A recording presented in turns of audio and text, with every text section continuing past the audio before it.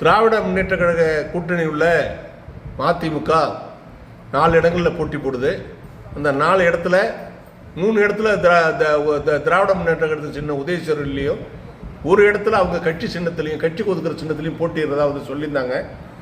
ஆனால் இப்போ அந்த 4 தொகுதியிலையும் அந்த உதயசூரியன் சின்னத்திலே போட்டிடுறதா ஒரு சிறந்த முடிவை எடுத்துக்கிட்டாங்க.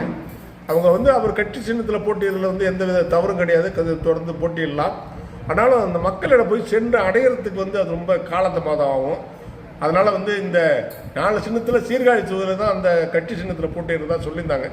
அந்த முடிவை மாற்றி வெற்றியை உறுதிப்படுத்தும் விதமாக உதயசூரியன் சின்னத்தில் போட்டியிடுவார் என்று அன்றைக்கி அறிவிச்சிருக்காங்க. அது ஒரு இந்த சீர்காழி தொகுதி எங்களுக்கெல்லாம் ரொம்ப எங்களுடைய தொகுதி, அது என்னுடைய தொகுதி சீர்காழி தொகுதி. எனக்கு மனசு ரொம்ப சங்கடமாக இருந்துச்சு. என்னடா அது வேறு என்ன சின்னம் ஒதுக்குறாங்கன்னு தெரியல இது வரைக்கும் மதிமுகவுக்கு. இது புது சின்னம், அதை ஒன்றே மக்கள்கிட்ட அறிவுப்படுத்த கஷ்டமாக இருக்குமே அப்படின்ட்டு. பளிச்சுன்னு தெரியுது மக்களுக்கு. எதுவும் கட்டிங்கன்னா உதயசூரியனும் ரெட்டாலையும் தான் பளிச்சுன்னு தெரியும். பாக்கி சின்னங்கள்லாம் பளிச்சுன்னு தெரியாது. இதை பார்த்துட்டு இது இல்லைன்னா தான் வேறு சின்னத்தை தேடுவாங்க. அது நிலையில் புதிய சின்னம் அது அறிமுகம் ரொம்ப கஷ்டம். என்னதான் வளர்ச்சி டெக்னாலஜி வளர்ந்துருந்தாலும் அது நடைமுறையில் கொஞ்சம் கஷ்டமான காரியமாக தான் இருக்குது.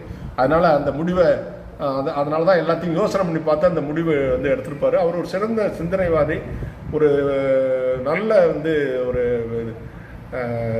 செயல்பாட்டாளர், வீரியமாக செயல்படக்கூடியவர், ஆதரித்தாலும் எதிர்த்தாலும் வீரியமாக எதிர்க்கக்கூடியவர், செயல்படக்கூடியவர்.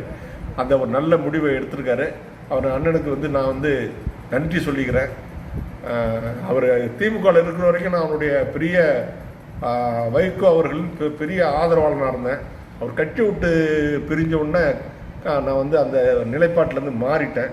அதனால் நீண்ட நாள் பிற்பாடு அவரை இன்னைக்கு அவரை பற்றி ஒரு பதிவு போடுறதுக்கு மகிழ்ச்சி.